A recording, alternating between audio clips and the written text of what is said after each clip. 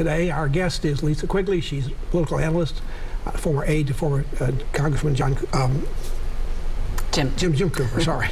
Let's talk just a little bit about Congressman Green.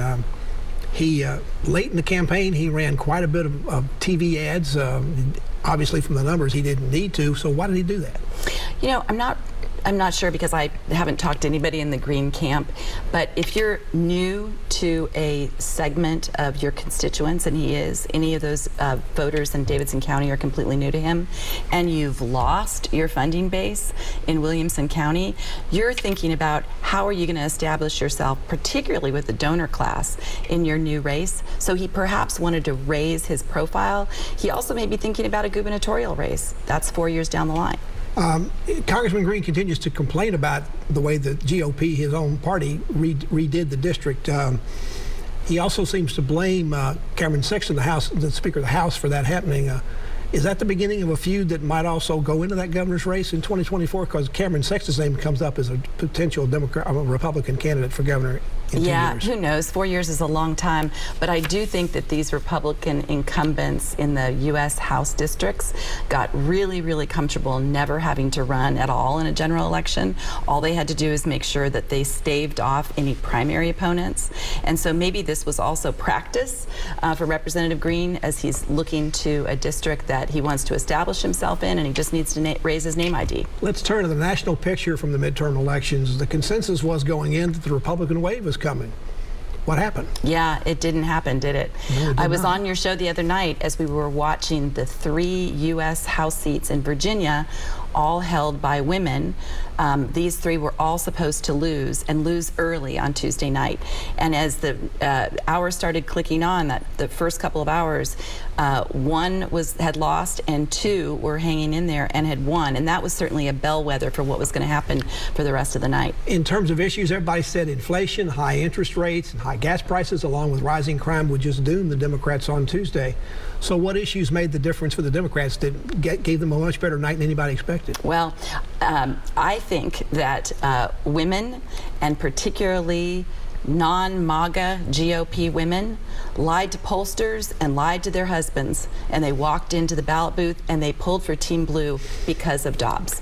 Could we also say that the difference of what happened was the polling goose? Again, at least now they're bipartisan. They were wrong. Now they're bipartisan because in 2020 they were wrong about how many seats the Democrats were going to win in the House. They underestimated that. Of course, they underestimated what was going to happen. They overestimated what was going to happen with Hillary Clinton. They also underestimated what Joe Biden was going to do, and they twice underestimated Donald Trump. Isn't it time to ignore the polls? What the Republicans did in the last month, they knew the polls were wrong, and all they decided to do was go all in on we're going to win, we're going to win, we're going to win. And, you know, there was some optimism in the last few days as some prominent Democrats were saying, really, this is going to be much better. And I think people were laughing at them because the message about the polls was coming out so dominant in the conversation. I think we just need to ignore the polls. At this point, we don't know whether who's going to control either house of Congress. The Democrats look like they have some hope to be able to keep the Senate. They still have some hope, perhaps even in the House, although they've got to pull off an inside straight to make it happen.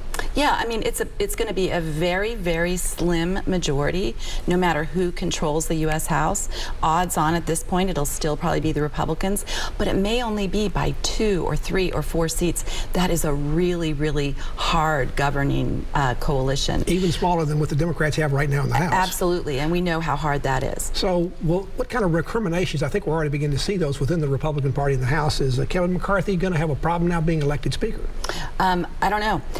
In fact, many of the Republicans that are still waiting to see if they win have declined to say who they would vote for. I think that many of the Republicans are just waiting to see, like, do we even control this thing or not? Well, at this point, let's just say in the House, or for the Republicans overall, if they still acquire one of the seats or one of the houses or both of the houses, they can pretty much shut off President Biden being able to pass almost any of the rest of his agenda. And that'll probably be one of their major goals.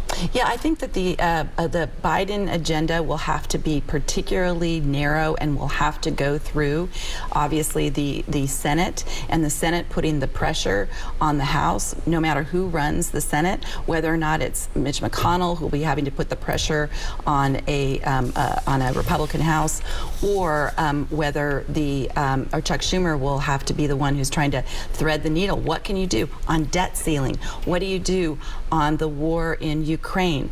You know, you have Republicans that have come in running on the idea that we'd be cutting off aid to Ukraine, that we would be cutting Social Security and Medicare. It's going to be a really, really rocky road. On the Democratic side, I don't think Speaker Pelosi is going to change her mind and run for election again to be Speaker. But might there be some real fights among the Democrats as who is going to be in their leadership, even if they go into minority? You know, I talked to a couple of my friends this morning in D.C. who are really in the know. Nobody knows what Pelosi's decision is going to be.